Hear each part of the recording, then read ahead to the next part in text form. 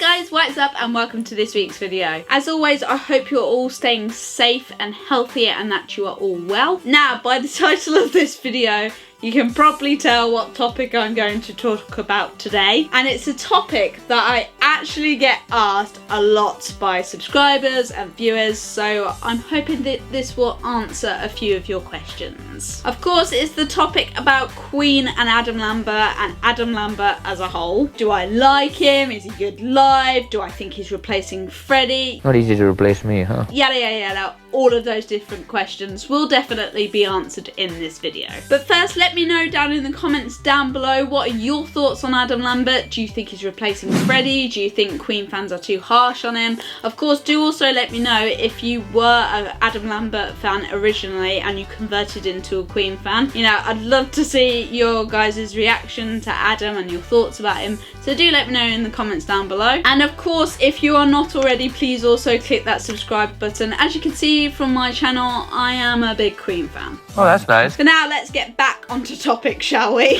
I recently rewatched the new documentary of The Show Must Go On, which is obviously all about Queen's time during the last few years of Freddie's life, the tribute concert, and now their life with the new frontman, who is obviously Adam Lambert. And by the way, if you have not watched it yet, please go and watch it. I highly recommend it. It's really good. Now, I'm gonna say this now. I actually like Adam.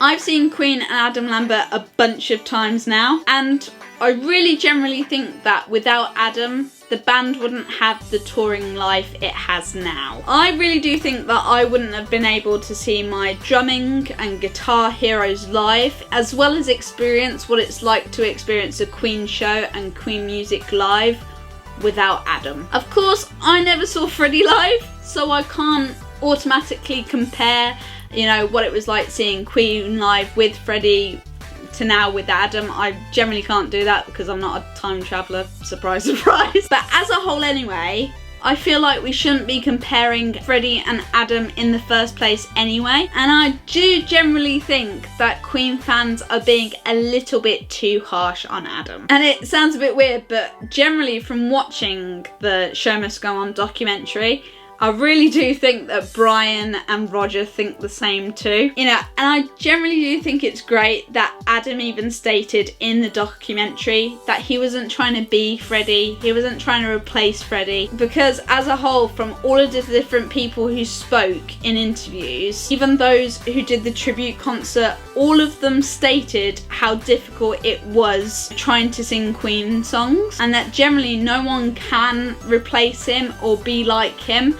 Because let's be honest, there's only one Freddie Mercury and he is the most legendary frontman in all of music history. And I really loved the topics that they chose to speak to Adam about as well. You know, he actually spoke from a fan's point of view, because obviously he was a Queen fan before he even started touring with Queen. Generally, he is a Queen fan who has hit the jackpot in terms of dreams. He even, you know, said how much of an influence Freddie was in his life and Queen were in his life. You know, and I do generally think he's living every single fan's dream right now. And I really do admire Adam for everything that he said in that documentary, because he didn't say in any way, yeah, I'm better than Freddie Mercury, but he still respects everything that's to do about Freddie. He's a fan of his. He kept on saying that he wasn't trying to replace Freddie. He doesn't want people comparing himself to Freddie. But I generally admire Adam anyway, because he also has and understands why certain Queen fans, especially dedicated Queen fans, would not be happy about Brian and Roger's choice of using him as a frontman. He knew very well that it would anger a lot of fans, that it would disappoint a lot of fans. And I know that there will be a lot of people who might be watching this video who might not be a fan of Adam's voice, Adam's style, what he does on stage. But from looking at Brian and Roger's interviews from that documentary, they pretty much summed up why they didn't go for a look-alike, sound-alike Freddie impersonator to be their new frontman. And I think very much so, because if you ask a lot of Queen fans about who they ideally want touring with Queen, a lot of them will say Mark Martel, and often there's this like mini competition about whether Adam would still be good or whether Mark would be good. I actually agree with Roger and Brian on this one, and this documentary pretty much was the cherry on top as to prove to why he's not touring with them and Adam is. You know, and even in the documentary, Roger states as to why on earth they didn't go for a Freddie look-alike, sing-alike, and it's generally because he didn't want someone who would be like a tribute act, someone who moved like Freddie, someone who sounded like Freddie, someone who dressed like Freddie. He just said it would give the wrong impression of the band, and I do generally agree with Roger on this one. It would sound more like a cover band or a tribute band that you could easily go and see in your local bar or local social club, which is not exactly what the direction of Queen should be going into, really. Because then the focus would be on the wannabe and what he's doing wrong, what's he doing right. It just basically wouldn't be about the music, and I fully agree with Roger on that as well. Yes, of course, Freddie cannot be replaced. You know, I adore Freddie. He's my hero. He's my favourite one out of the whole band. And no one's gonna stop me, honey. And I've watched numerous amounts of videos and DVDs of their concerts, and I just wish that I could have experienced seeing him live. And I do always go back